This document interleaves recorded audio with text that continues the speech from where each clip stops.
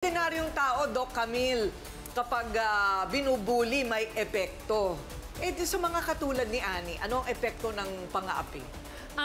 Alam niyo kung tutuusin, doble yung magiging sakit nun. Dahil kasi unang-una, hindi nila kayang lumaban. Dahil natatakot sila na baka pag magsalita sila, lalo silang double whammy na talagang lalong pagyuyurakan. Tapos pag yung ididiin, kasi mahina ka. Ganon, yung mga sobrang mga salitang ganon. Nakakalungkot. Dahil kasi it can lead yung possibility na magkaroon ng depression. O kaya naman, sabihin na yung talagang lalayo sila sa tao at hindi magiging maganda ang resulta nito.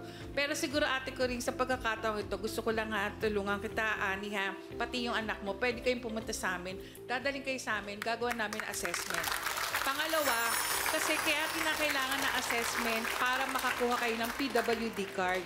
Kasi hindi kayo makakuha ng PWD kung wala kayong assessment. Tapos ngayon, sana ate ko rin kung talagang gusto sana makapag-aral nung bata. Ang lapit lang kasi nung isa sa mga SPED center na public. Ang kailangan talaga ihahatid lang at sundo doon. So talagang yun, pwede kami, yung assessment plus yung referral, maibibigay ko yun. Kasi dati ako nagtatrabaho doon sa SPED center na yun. Okay. Pangatlo, kung sabi nyo kasi hindi nakakasalita masyado, sa National Children's Hospital, dahil 14 years old pa lang yan, may speech pathologist doon. Punta lang kayo doon sa isang center doon na sasabihin na wala kayo talagang kakayahan magbayad, pwede kayong maka-avail nitong service na to for the speech pathologist. Oo. Para sa anak at para din sa kanya, no? So, magandang balita yun, Ani. Tutulungan ka ni Doc Camille. Pati yung anak mo. Ha? Tignan natin, baka pwede pa nating ihabol sa pag-aaral. Okay, sige. Thank you, Doc Camille. Brother June, bakit may mga taong parang yung hindi kasing kasing level ay lalong inaapi? May tendency ang tao na kung alam mong hindi mo kapantay, kaya mong tapakan, lalo mong tatapakan, Pero sa isang mabuting Kristiyano, hindi dapat gawin. Dapat unawain natin yung less fortunate. Kay Tinay, mga kapatid, gusto ko lang sabihin sa inyo, maaaring si Tinay kaya niya ginagawa yun o kaya niya ginawa ay sapagkat hindi pa niya naunawaan. Ngayong umaga, maaaring naunawaan niya. So wag nating idiin si Tinay, May pagkakataon na magbago ang lahat. At ate ko rin, siguro gusto ko rin tawagan ng pansin ng ating pamahalaan dahil marami na ako nakitang pagkukulang na kailangan ng ating mga kapatid na katulad niya na magkaroon ng Special Education Center, SPED. Wala pa bang ganon? Meron, pero napakamahal, ate ko rin. In fact, sa Manila, 6 lang po ang centers na ganito. And then here in Quezon City, I think it's about 8. Pero ang hirap po ng access dahil kasi iba palaging sasabihin, asan ang assessment? Pag walang assessment, hindi po nakakapasok. Ayun. At marami tayong nakikitang mga kabataan na ganyan, may kakulangan na kailangan ng guidance talaga at nakukuha sa SPED Center. Sana ang ating pamahalaan makagawa ng tulong para matulungan itong mga ito. Napakamahal po ate ko rin talaga ng pagpapadala ng mga estudyanteng ganyan. So, pag nakita natin ang taong katulad dito, hanapin natin ang mukha ng Panginoon, ang larawan ng Panginoon sa Kanya. At makikita mo kung paano magbago ang pagkatao mo. Ayan, thank you, Brother June. Attorney Lorna, kung ang mga differently abled at marami sa kanila ganyan talaga nakakarinig ng panlalait, they cannot fend for themselves. They cannot fight back. Pwede ba na yung, next of kin ang maghahabla? Hindi ko sinasabing gagawin nila, kay Tinay. Pero sa mga nakikinig sa atin, sino ang pwedeng magreklamo para sa isang differently abled na tao?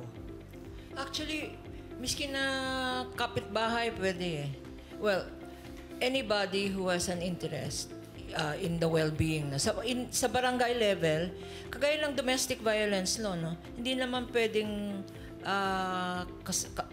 sa bahay mo lang, yung, for instance, kamag-anak or neighbor na nakakarinig. Kasi yung mga dingding na yan sa mga barangay, naririnig nila yung pangbubuli, pangbubugbog. Ganon din ang situation dito, But ang gusto ko lang i-point out, kasi yung 36, which is to me bothering yung 36 pesos, ay yung 36 na na peraso at 5 pesos, exploitation yun.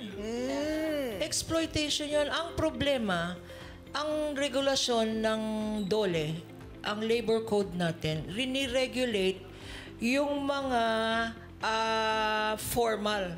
Yung mga formal labor, ibig sabihin yung mga employees sa factory, yung corporations and all that. Pero walang regulation para sa mga informal employment, no?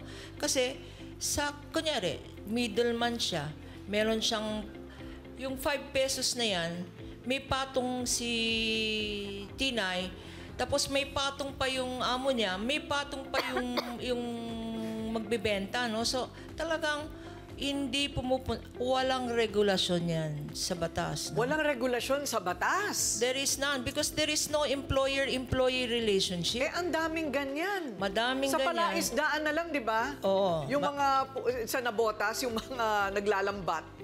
Oo. Magkano rin binabayad sa mga yun? Wake up call yan. Hindi lang sa issue ng differently abled, yung issue ng exploitation. Kasi dapat ang batas is you have to be paid for your labor. Hindi naman nagdi-differentiate ang batas kung no read no write ka, no? At saka subcontracting yan eh.